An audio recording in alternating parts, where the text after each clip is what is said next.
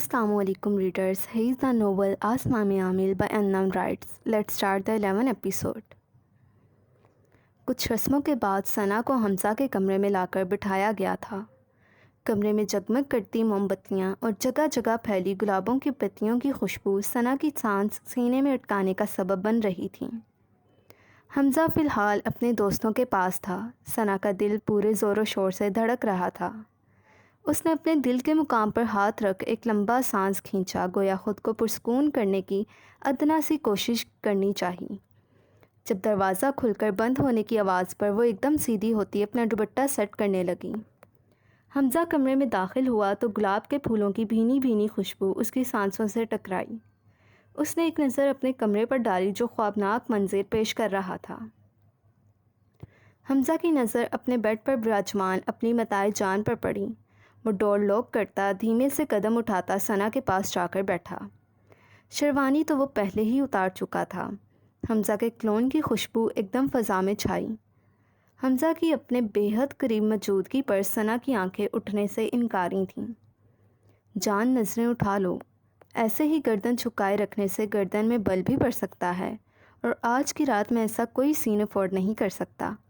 सना को 5 मिनट गर्दन ना उठाते देख हमज़ा गोया हुआ। हमज़ा की बात सुन जहाँ सना खज्जल हुई, वहीं उसकी ज़ोमाइनी बात सुन सना खफ़त से सुर्ख भी पड़ी।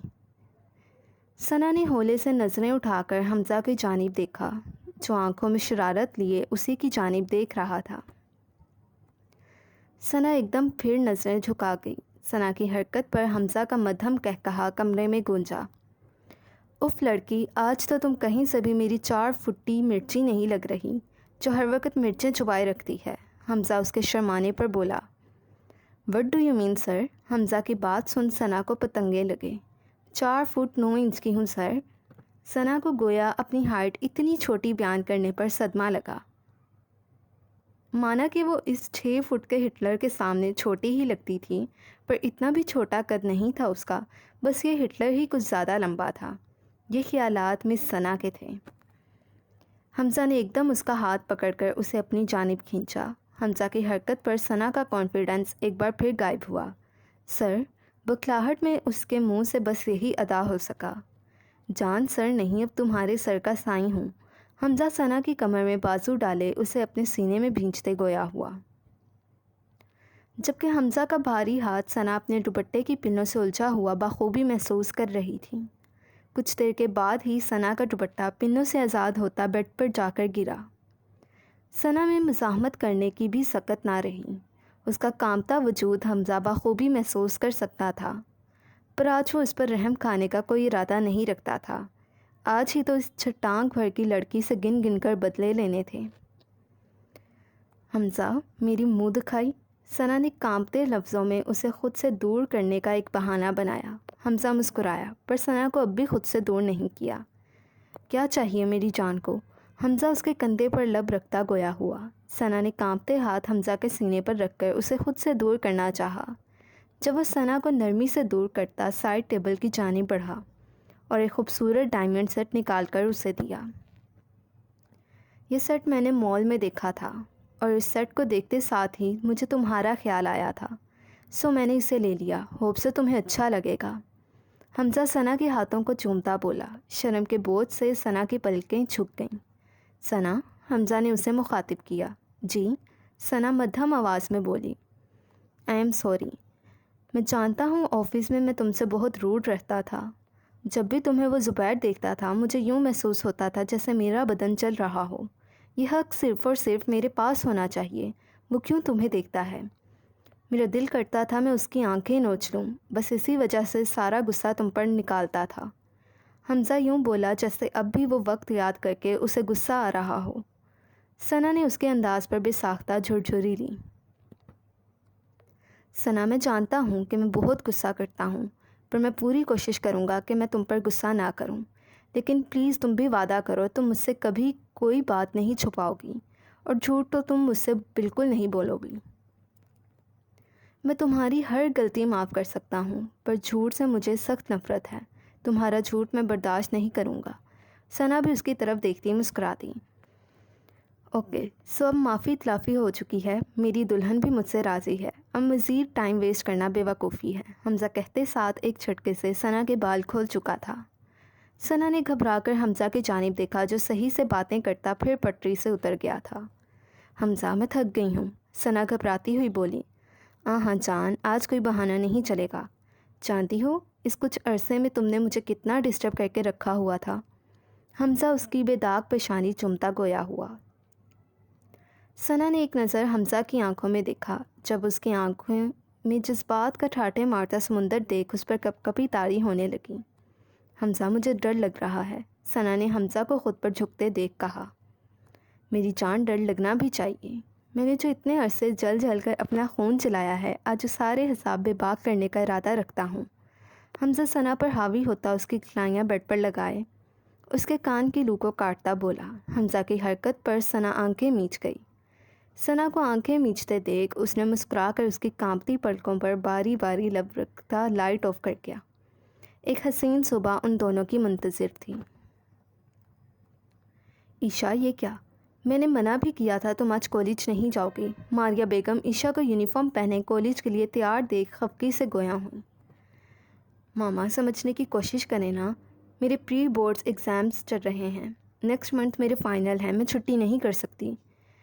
عشا ان کا ناراض چہرہ دیکھتی گویا ہوئی جب حمزہ اور ثنا سیڑھیاں اترتے دکھائی دیے۔ ماریہ بیگم نے بے ساختہ ماشاءاللہ کہا، وہ دونوں ایک ساتھ لگ ہی اتنے پیارے رہے تھے۔ السلام علیکم، حمزہ کے ساتھ ثنا نے بھی سب کو سلام کیا۔ وعلیکم السلام، آؤ بیٹا بیٹھو، ماریہ بیگم ثنا کے سر پر ہاتھ پھیرتی بولیں، جب عشا بھی مسکرائی۔ ثنا کے بیٹھتے ساتھ ہی عشا اس کے کان میں گھسی۔ بھابھی میرے بھائی کیسے لگے آپ کو؟ عشا کی سرگوشانہ آواز اتنی بلند ضرور تھی کہ ڈائننگ پر بیٹھے تمام نفوذ سن سکتے تھے۔ عشا کے سوال پر ثنا ایک دم سرخ پڑی۔ حمزہ محسوس ہوتا مسکراہٹ چھپانے کے لیے چائے کا کپ منہ کو لگا گیا۔ بھابھی آپ تو بلش کر رہی ہیں، عشا دانت نکالتی گویا ہوئی۔ اس کے اس طرح کہنے پر ثنا جھنپ سی گئی۔ دونوں بہن بھائی ہی اس کو تنگ کرنے پر تلے ہوئے تھے۔ ایک حمزہ کم تھا جو صبح کا اسے اپنے پاس سے اٹھنے بھی نہیں دے رہا تھا، اور اب عشا۔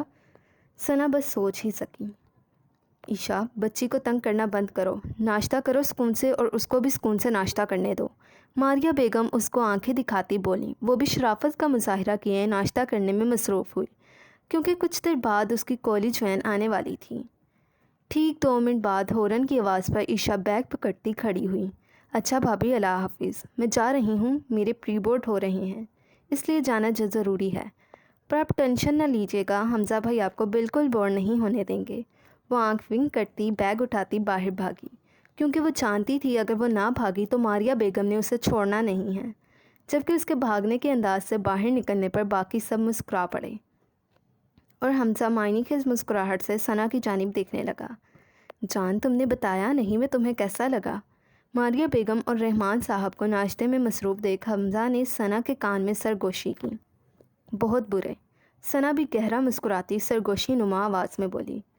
تم روم میں آؤ پھر بتاؤں گا کتنا برا ہوں۔ حمزہ کی بات سن جوس پیتی ثنا کو ایک زبردست اچھو لگا۔ اس کو کھانستا دیکھ حمزہ مسکرانے لگا۔ حمزہ بچی کو دیکھو، الٹا تم مسکرا رہے ہو، ماریہ بیگم غصے سے بولیں۔ جی مما۔ حمزہ نہ جانے کیسے اپنا قہقہ ضبط کرتا ثنا کی پشت سے ہلانے لگا۔ اب میں ٹھیک ہوں۔ ثنا کے ٹھیک ہو جانے کے بعد بھی جب حمزہ اس کی پشت سے ہلانے سے باز نہ آیا تو ثنا ہی زچ ہو کر بول پڑی۔ یہ ہٹلر صبح سے اسے زچ کرنے پر تلا ہوا تھا۔ ثنا ایک گہرا سانس بھر کر رہ گئی۔ جی ماما میں ٹھیک ہوں، آپ کیسی ہیں؟ ملائکہ ایک ہاتھ سے فون کو کان سے لگائے بول رہی تھی، جبکہ دوسرے ہاتھ سے وہ چولہے پر رکھی ہانڈی بنانے میں مصروف تھی۔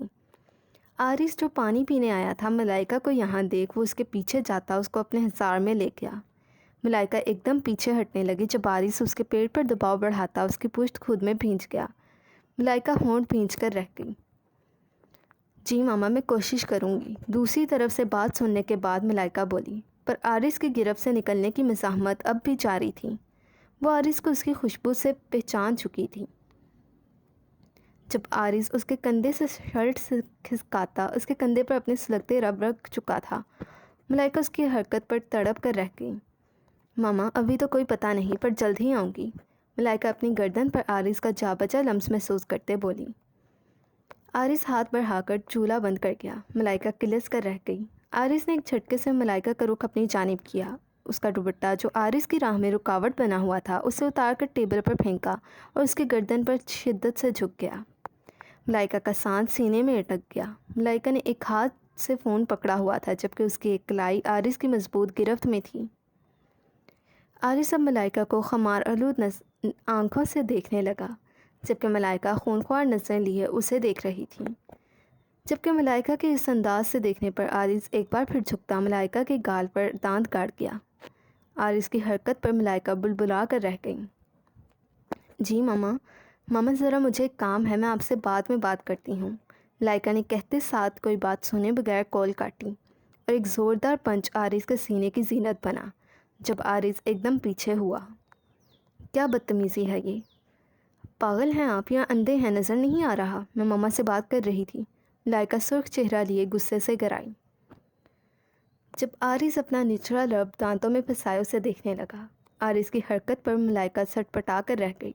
اس کو میجر کس نے بھرتی کیا تھا؟ اس چھچورے انسان کی حرکتیں کہیں سے بھی میجر والی نہ تھیں۔ عارض یوں ہی ملائکہ کے سراپے کو اپنی نظروں میں رکھتے اس کی جانب بڑھنے لگا۔ جب کچھ سمجھ نہ آنے پر ملائکہ نے پیچھے سلیب پر پڑا چمٹا اٹھایا۔ میں بتا رہی ہوں چھچورے میجر، اگر آپ میرے پاس آئے تو بہت برا ہوگا، ملائکہ اس کے آگے چمٹا کرتی بولی۔ ملائکہ کی بات سن عارض مسکرایا۔ اس کی مسکراہٹ میں کچھ ایسا لازمی تھا کہ ملائکہ کانپ کر رہ گئی۔ عارض قدم بہ قدم اس کے قریب ہو رہا تھا اور ملائکہ کو اپنا آپ کانپتا ہوا محسوس ہو رہا تھا۔ وہ چمٹے کو پھینکتی باہر کی جانب بھاگی جب عارض بھی اس کے پیچھے ہی بھاگا۔ عارض کی آنکھوں میں بیدار ہوتے موضوع اور جذبات ملائکہ کو ڈرانے کے لیے کافی تھے۔ سر دیکھیں میں کہہ رہی ہوں رک جائیں، ملائکہ عارض کی جانب انگلی کرتے بولی۔ کیونکہ عارض اس کو کمرے میں جانے نہیں دے رہا تھا، وہ لاؤنج میں کچھ دیر عارض سے بھاگنے کے بعد کھڑی ہوتی اس کو کہنے لگی۔ ملائکہ میں کہہ رہا ہوں شرافت سے میرے پاس آؤ، نہیں تو بہت بری طرح پیش آؤں گا۔ اس نے بھی تم نے میری کال اٹینڈ نہیں کی اور بعد میں اتنے دن غائب رہی ہو۔ عارض بھی اسی انداز میں بولا۔ میں نہیں آؤں گی، آپ جائیں، ملائکہ اپنا سانس ہموار کرتی بولی جو بھاگنے کی وجہ سے چڑھ چکا تھا۔ جب عارض خطرناک تیور لیے اس کی جانب بڑھا، ملائکہ کے منہ سے بے اختیار چیخ نکلی۔ وہ چیخ مارتی ایک بار پھر بھاگی۔ ملائکہ کے چیخنے پر عارض نے بڑی مشکل سے اپنا قہقہہ ضبط کرتا اس کو پکڑ گیا۔ شہریار جو بھی اندر آیا تھا ملائکہ کی چیخ سن ادھر پہنچا جب عارض کو ملائکہ کو اپنے کندھے پر لادتے دیکھ دنگ رہ گیا۔ یہ کیا ہو رہا ہے؟ شہریار بولا جبکہ ملائکہ کے پنچیز کی رفتار عارض کی کمر پر اور بڑھ گئی۔ اتاریں مجھے، وہ دبا دبا گرائی۔ شہریار سر دیکھیں یہ مجھے تنگ کر رہے ہیں، ملائکہ نے شہریار سے عارض کی شکایت لگائی۔ شہریار نے آئی برو اٹھا کر عارض کی جانب دیکھا۔ یار تو جا اپنے روم میں، ہم بس تھوڑا بہت رومانس کر رہے ہیں۔ عارض کے اتنا کھلے انداز سے بات کرنے پر ملائکہ خفت سے سرخ پڑ گئی۔ جو بھی تھا سر شہریار اس کے سینئر تھے اور اس وقت وہ عارض کے ایک کندھے پر موجود تھی جبکہ اس کی ٹانگیں عارض کی گرفت میں تھیں۔ ملائکہ کا دل چاہ رہا تھا وہ اس دماغ سے فارغ شخص کو شوٹ کر دے۔ میرے خیال سے روم میں تمہیں جانے کی ضرورت ہے، شہریار کہتا نفی میں سر ہلاتا اپنے روم کی جانب بڑھ گیا جبکہ عارض بھی ملائکہ کو لیتا اپنے روم کی جانب بڑھا۔ ڈور پاؤں کی ٹھوکر سے بند کرنے کے بعد اس نے ملائکہ کو بیڈ پر پٹخا اور اس کو کوئی موقع دیے بغیر اس پر جھکا۔ ملائکہ اپنی آنکھوں کے ساتھ ساتھ اپنا سانس بھی بند کر گئی۔ کیپٹن ملائکہ، مجھ سے دور بھاگنا چھوڑ دو، کیونکہ تم جتنا دور بھاگو گی میں اتنا ہی تمہارے قریب آؤں گا، اور یہ نہ ہو کسی دن تمہارے مجھ سے دور بھاگنے والی عادت سے تنگ آ کر میں ہر حد پار کر جاؤں، تمہارے اتنا قریب آ جاؤں کہ پھر میری خوشبو تمہیں اپنے وجود سے آنے لگے۔ عارض کی باتیں سن ملائکہ اور سختی سے آنکھیں میچ گئی جبکہ پسینے کے ننھے قطرے اس کی پیشانی پر واضح تھے۔ اب تمہاری سزا ہے، تم آج رات میرے روم میں رہو گی، میرے ساتھ ایک ہی بیڈ پر سوگی۔ عارض اس کی پیشانی پر اپنی مہر ثبت کرتا گویا ہوا جو ملائکہ پٹ سے آنکھیں کھولے اسے سہمی ہوئی نظروں سے اسے دیکھنے لگی۔ فکر نہ کرو، اپنی حدود اچھے سے جانتا ہوں، جب تک تم مجھے دل سے قبول نہیں کر لیتی تب تک میں کچھ نہیں کروں گا، پر ہاں جس دن تمہاری آنکھوں میں میں نے اپنے لیے جذبات دیکھ لیے اس دن تمہاری خیر نہیں۔ عارض اس کی آنکھوں میں آنکھیں گاڑے بولتا دور ہوا اپنا ٹراؤزر شرٹ لے کر فریش ہونے پڑ گیا۔ ملائکہ ابھی تک بیڈ پر پڑی اپنی سانسیں ہموار کر رہی تھیں۔ او گاڈ، 2 گھنٹے ہونے والے ہیں، کالج سے آف ہوئے اور ابھی بھی وین نہیں آئی۔ عیشا کالج کے گیٹ پر کھڑی وین کا ویٹ کر رہی تھی۔ وین میں جانے والی کئی لڑکیوں کو تو ان کے پیرنٹس لے جا چکے تھے اور وہ اور 2 لڑکیاں اور کالج میں تھیں۔ سارا کالج خالی ہونے کو تھا، بس فیکلٹی سٹاف ہی بچا تھا۔ ابھی وہ سوچ ہی رہی تھی جب واچ مین نے آ کر خبر دی کہ وین آج خراب ہونے کے باعث نہیں آئے گی۔ عیشا نے برا سا منہ بنایا۔ وہ 2 لڑکیاں تو بہنیں تھیں، سو وہ خود ہی نکل پڑیں۔ عیشا بھی آیت الکرسی کا ورد کرتی کالج کے گیٹ سے باہر نکلی۔ سردیوں کا اختتام اور گرمیوں کا آغاز تھا۔ اس وقت دوپہر کے 2 بج رہے تھے۔ کالج میں موبائل الاؤ نہیں تھا، ورنہ وہ رائڈ کروا لیتی۔ خیر اب تو اسٹاپ پر جا کر ہی رکشہ ملنا تھا اور اسے کالج سے اسٹاپ تک کا راستہ پیدل طے کرنا تھا۔ حمزہ بھائی کو ڈسٹرب کرنا اسے کچھ اچھا نہ لگا، اس لیے اس نے اکیلے ہی آنے کا فیصلہ کیا، یا پھر یہ اس کی قسمت کا کوئی کھیل تھا۔ وہ خاموشی سے چلنے لگی۔ یہ علاقہ اس وقت سنسان پڑا تھا۔ گرمی زیادہ تو نہیں تھی، پر پھر بھی اس دوپہر کی تپتی دھوپ میں کوئی زیرو نظر نہیں آ رہی تھی۔ جب کسی کی دل دہلا دینے والی چیخ پر اس نے ڈر کر اپنے دل کے مقام پر ہاتھ رکھا۔ ایک بار پھر چیخنے کی آواز آئی۔ وہ آواز کی سمت پر بڑھتی آگے والی گلی میں مڑی۔ جب سامنے کا منظر دیکھ وہ کانپ کر رہ گئی۔ ایک دراز قامت شخص کالے رنگ کی جینس کے ساتھ ٹی شرٹ پہنے، اوپر ہڈ پہنے چاقو کو انگلیوں میں گھما رہا تھا۔ چاقو پر کچھ لکھا تھا، پر فاصلے پر ہونے کی وجہ سے وہ دیکھنے سے قاصر تھی۔ ڈارک، مجھے معاف کر دو، اس کے قدموں میں بیٹھا شخص ہاتھ جوڑے بولا۔ عیشا پیلے پڑتے چہرے سے یہ منظر دیکھ رہی تھی۔ چلو ایک گیم کھیلتے ہیں، اگر تم جیتے تو بھاگ جانا، پر اگر تم ہارے، اس نے اپنا جملہ ادھورا چھوڑتے ایک خوفناک قہقہہ لگایا۔ ڈارک پلیز معاف کر دو۔ سامنے خون میں لت پت زمین پر پڑے شخص نے ایک بار پھر التجا کی۔ تم نے ہم سے غداری کی اور سوچ کیسے لیا کہ زندہ بچو گے؟ ڈارک گرایا۔ اس کی گراہٹ سن عیشا نے منہ پر ہاتھ سختی سے جما کر چیخ نکلنے سے روکی۔ ویسے جب تم ہمیں جان ہی گئے ہو تو اس ماسک کا کیا فائدہ؟ ڈارک نے کہتے ساتھ ماسک اتار کر اپنی جینز میں رکھا۔ ڈارک کا وجیح چہرہ عیشا کی نظروں کے سامنے تھا۔ گیم کھیلو گے کہ ایسے ہی مرنا پسند کرو گے؟ ڈارک کی سرد آواز اس آدمی کے ساتھ ساتھ عیشا کے کانوں سے بھی ٹکرائی۔ گیم کھیلوں گا، اس آدمی نے بے بسی سے کہا۔ گڈ۔ ڈارک کی آواز میں اب خوشی کا عنصر نمایاں تھا۔ یہ وہی یو ایس پی ہے جس میں تم نے ہمارے خلاف ثبوت اکٹھے کیے ہیں۔ اگر تم نے بتا دیا کہ یو ایس پی کس ہاتھ میں ہے تو چلے جانا۔ ڈارک چاقو کو سائڈ پر کرتا یو ایس پی کو تیزی سے اپنی انگلیوں میں گھماتا دوسرے ہاتھ میں منتقل کر گیا، پھر اسی پھرتی سے دوسرے ہاتھ کی انگلیوں میں یو ایس پی گھماتا پہلے والے ہاتھ میں منتقل کر گیا۔ عیشا بڑے غور سے اس کی کارروائی دیکھ رہی تھی۔ اتنی تیزی سے گھمانے پر کچھ پتہ ہی نہیں چل رہا تھا کہ یو ایس پی کس ہاتھ میں ہے۔ ڈارک نے دونوں ہاتھ اس آدمی کے سامنے کیے۔ اس آدمی نے ڈرتے ڈرتے ڈارک کے دائیں ہاتھ کی جانب اشارہ کیا۔ جب ڈارک مسکرایا، اس کے ہونٹوں کی مسکراہٹ دیکھ عیشا پر کپکپی طاری ہونے لگی۔ ڈارک نے اپنا گلوز میں مقید ہاتھ کھولا، وہ خالی تھا۔ اب اس کی آنکھیں وحشت سے بھرپور ہوں۔ ڈارک نے ایک دم ہی اپنا چاقو پکڑتے اس کے دل کے مقام پر کٹ لگایا اور ایک ہی جست میں اس کا دل اپنے گلوز میں مقید ہاتھوں میں نکال کر مٹھی بند کر دی۔ ڈارک کی کارروائی پر عیشا کی زوردار چیخ سنسان علاقے میں گونجی۔ اس بار سامنے کا منظر دیکھ وہ اپنی چیخ نکلنے سے روک نہیں پائی۔ کسی نسوانی چیخ پر ڈارک نے سامنے دیکھا، جہاں عیشا کھڑی تھر تھر کانپ رہی تھی۔ کئی بل بڑی تیزی سے ڈارک کی پیشانی پر پڑے اور وہ اس آدمی کا دل زمین پر پھینکتے اپنے خون سے رنگے ہاتھ اسی شخص کی شرٹ سے صاف کرتے عیشا کی جانب بڑھنے لگا۔ اس کو قدم با قدم اپنے قریب آتا دیکھ عیشا کی آنکھوں سے لڑیوں کی صورت آنسو بہنے لگے۔ اس پر خوف اتنا حاوی ہو چکا تھا کہ وہ چاہ کر بھی بھاگنے کے لیے قدم نہیں بڑھا پا رہی تھیں۔ عیشا کی نظریں ڈارک کے چہرے پر جمی تھیں۔ ڈارک کے خوف سے وہ صحیح سے رو بھی نہیں پا رہی تھی۔ ڈارک سرد آنکھیں لیے عیشا کے پاس پہنچا۔ بیبی گرل، ڈارک پراسرار سا مسکرایا گویا ہوا۔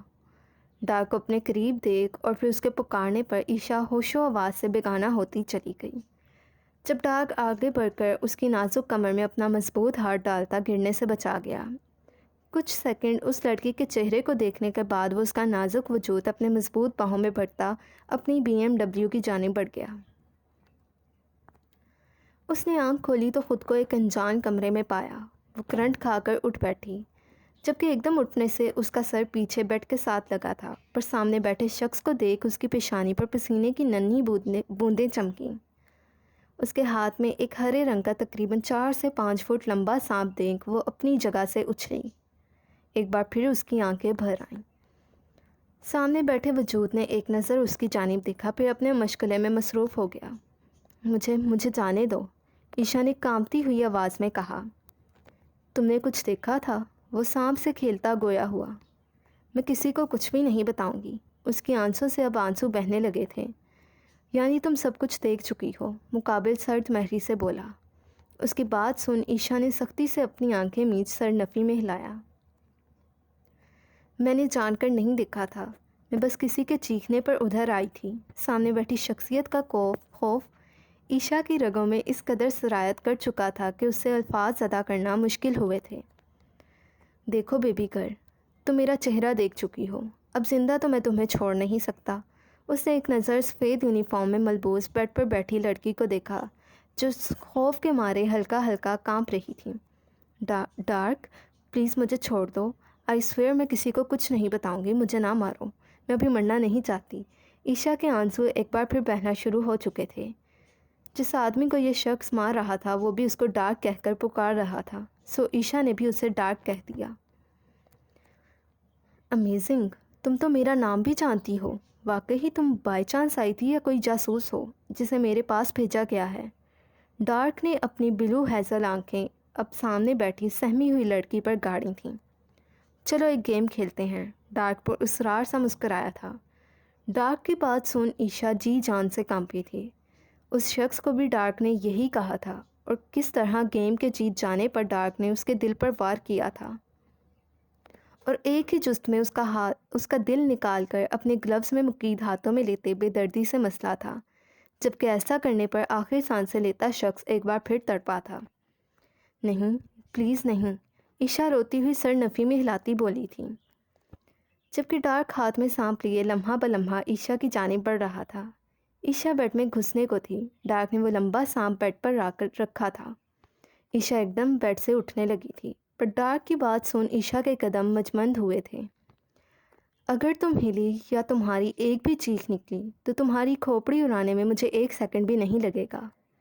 ڈارک کی بات سن عشا نے سانپ کی جانب دیکھا تھا جو اب رینگتا ہوا اس کے پاؤں کے پاس آ چکا تھا۔ اس نے سختی سے اپنے منہ پر ہاتھ رکھ کر نکلنے والی چیخ کو روکا تھا۔ سانپ اب عشا کے پاؤں پر تھا، جبکہ وہ اس کو ایک دم خود سے چھٹکتی پیچھے ہوئی تھی۔ اب اس کی ہچکیاں بن چکی تھیں۔ تم پھر ہلی ہو، ڈارک دھاڑا تھا، جبکہ ایک بار پھر خود کے قریب آتے سانپ اور سامنے کھڑے جلاد کے خوف سے وہ لہرا کر بیڈ پر گری تھی۔ اس کے بے ہوش ہونے پر ڈارک نے سانپ کو بیڈ سے اٹھا کر زمین پر چھوڑا تھا، پھر ایک نظر اس کے بے سدھ وجود کو دیکھا جو آڑی ترچھی بیڈ پر گری ہوئی تھی۔ سفید چہرہ رونے کی شدت سے لال ہو رہا تھا، بال پونی ٹیل میں مقید تھے، چہرہ آنسوؤں سے تر تھا، ناک سرخ ہو رہی تھی۔ یونیفارم پہنے وہ چھوٹی سی بچی لگ رہی تھی۔ وہ آخری نظر اس کے سراپے پر ڈالتا کمرے سے باہر نکلا تھا۔